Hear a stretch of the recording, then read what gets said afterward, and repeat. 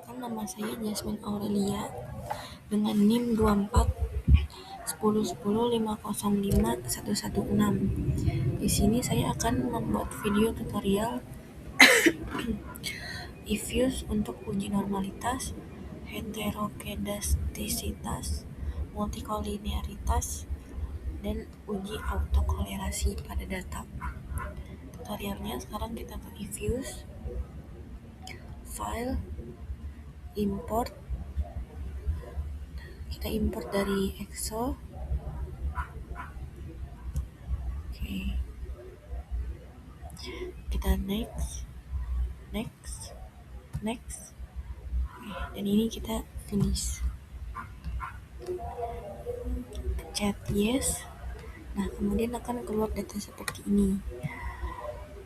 Kita pencet PBF, CTRL, ROA, dan size. Kemudian pencet klik kanan, open as equation. Nah, kita akan menaruh C-nya di sini. Nah, dan akan dihapus yang di sananya.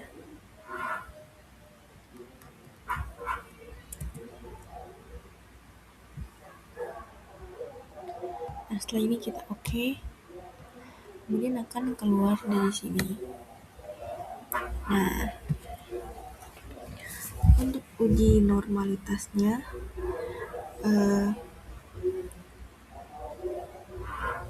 ini adalah hasil uji regresi berganda. Hasilnya signifikan semua, namun tidak menutup kemungkinan datanya tidak normal. Sekarang kita klik view, kemudian residual, kemudian histogram. Nah, ini data yang tadi kita salin ya. Sorry, berarti bukan data yang sebelumnya tadi. Jadi kita hapus dulu di Word yang ini. Kita ganti dengan yang sudah menjadi histogram.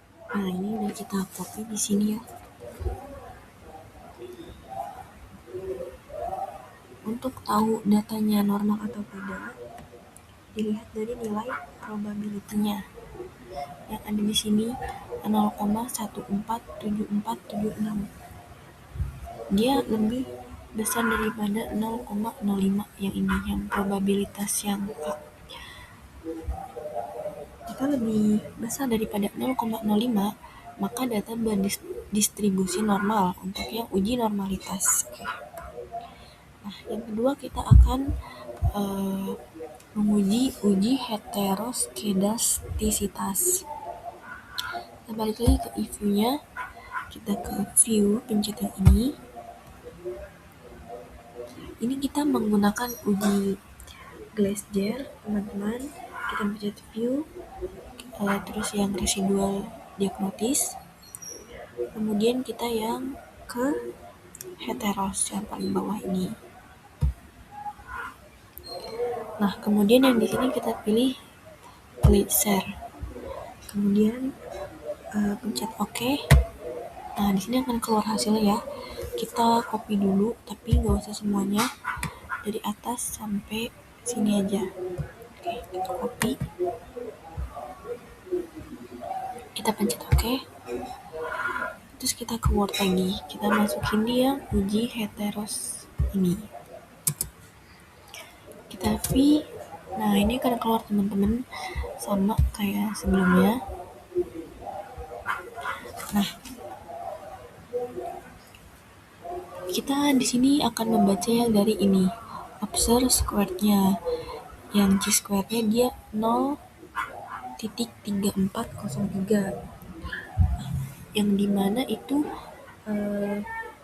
lebih dari 0,05 yang ini, yang uji Glaser. Maka tidak terkandung heteroskedastisitas. Karena ini yang observe squared-nya hasilnya 0,3403, karena dia lebih dari 0,05, maka dia tidak ini ya teman-teman, tidak terkandung dengan heteroskedastisitas. Oke, lanjut kita ke uji multikolinearitas. Kembali ke ifuse, kita pencet view, terus ini coefficient label,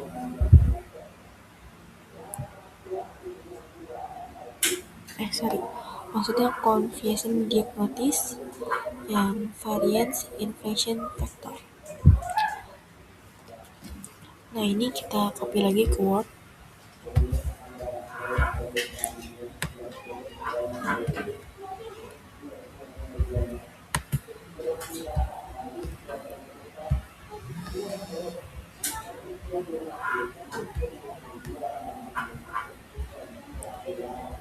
Kayak ini ya, multikolinearitas.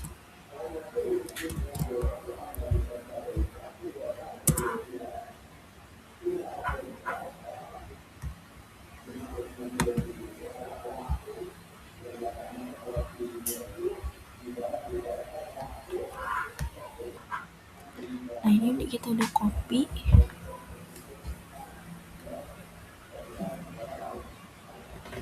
Kita akan melihat dari ini teman-teman, yang nilai VIV-nya yang disantetnya ini.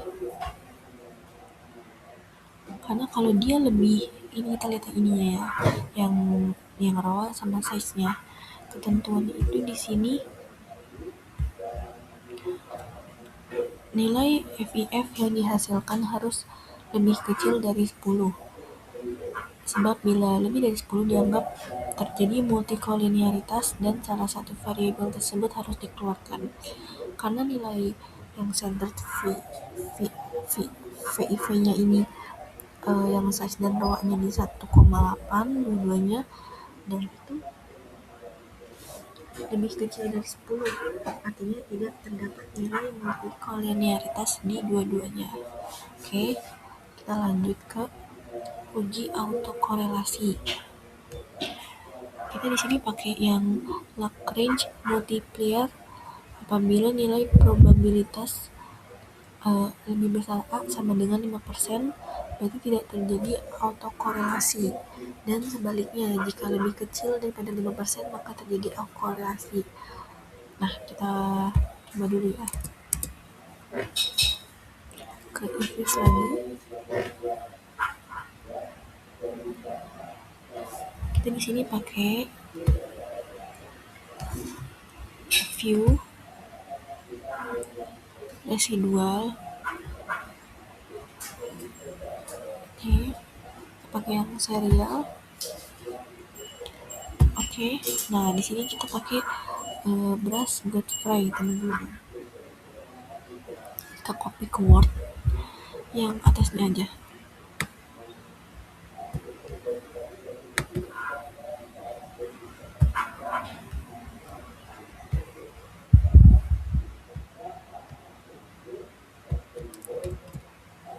Nah, ini udah kita copy.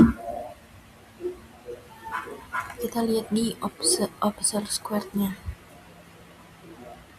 Nah, di sini dia itu udah lebih dari 0,05 sesuai yang di atas tadi, atau 5%.